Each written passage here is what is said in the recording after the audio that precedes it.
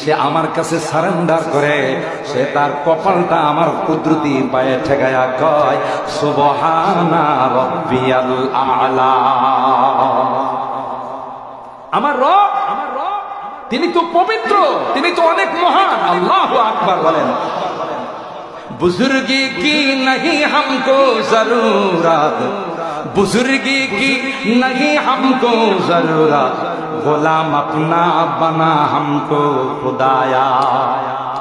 কবি বলেন আল্লাহ যে গোলামির জন্য আমারে বানাইছে, সে গোলামিটা যেন করতে পারে এই সুযোগ আমারে তুমি করে দিও, এটাই যথেষ্ট।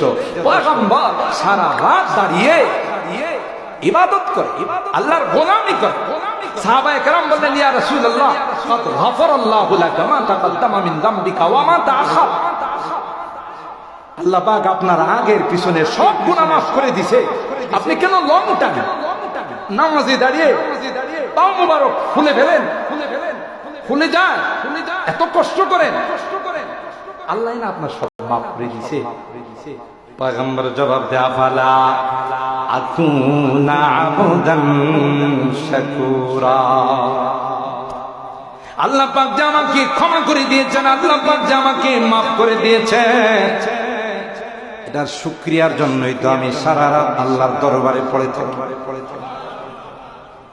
এ ভাই দোকানে যাও নিষেধ নাই, অফিসে যাও নিষেধ নাই, রিজিক তালাশ করার কথা আছে, কিন্তু এমন ভাবে তুমি দুনিয়ার পিছনে পড়ে গেলা।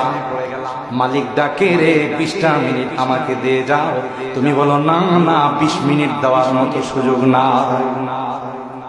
কথা বলেন ঠিক কিনা?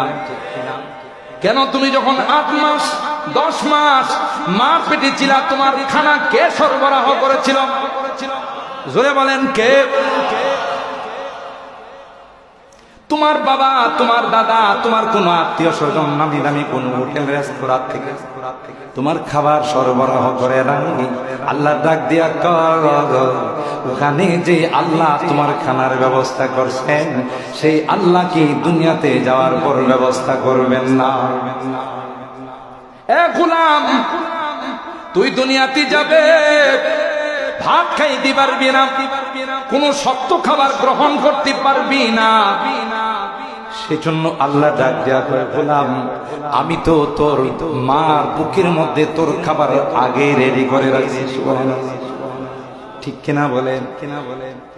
যে মার সন্তান হয় না, সেই মার বুকে কিন্তু দুধ আসে না। কথা বলেন ঠিক কিনা? সন্তান আসবে, আল্লাহ কয় গোলাম পাঠাবো রে।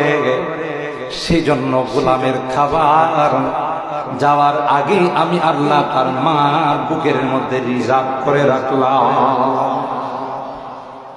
জুনুনুম মিন কান তাসালি রিজকি ওয়া ইরযাকু ফি গিশাওয়াতিল জানিন। পাগল, তুই তো আস্তে একটা পাগল।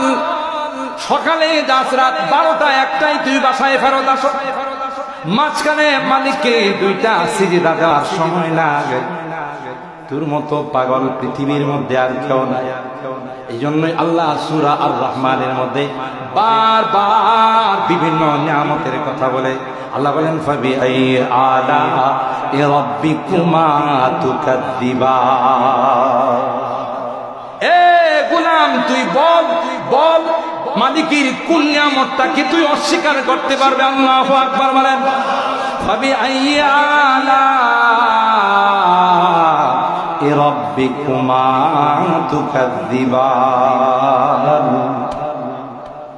কেন তুই এগুলো অস্বীকার করিস? এই জন্য আল্লামা ডক্টর ইকবাল বলেন, তোমাকে কে বানাইছেন, কিসের থেকে বানাইছেন? তোমার সৃষ্টির শুরুটা কি ছিল, এখন তুমি কি হয়েছ? বড় কর্মকর্তা হয়েছ, বড় পদবীর মালিক হয়েছ রে। কিন্তু তোমাকে চিন্তা করা উচিত, তুমি কি ছিলে, কিসের থেকে আল্লাহ তোমাকে কি বানাবে? হাল আতা আলাল ইনসান হিনুম মিনাদ দাহর লাম ইয়াকুন শাইআম মাযকুরা। একটা সময় কি তোমার মধ্যে এরকম অতিবাহিত হয় না যে উল্লেখ করার মতো কোনো বস্তু তুমি ছিল, তোমাকে নিয়ে কেউ আলোচনা করতো, একটা নাপাক পানি ছিল, সেই নাপাক পানিটার মধ্যে কি সুন্দর নকশা করছে, কি সুন্দর নকশা আমি তোমাকে করে দিলাম। এখন তুমি বড় হয়েছো, শিক্ষিত হয়েছো, বড় পদ পদবীর মালিক হয়েছো, মাঝে মধ্যে তোমার অহংকারে থাকা যায় না। আল্লাহ ডাক দেয়া কই না না না,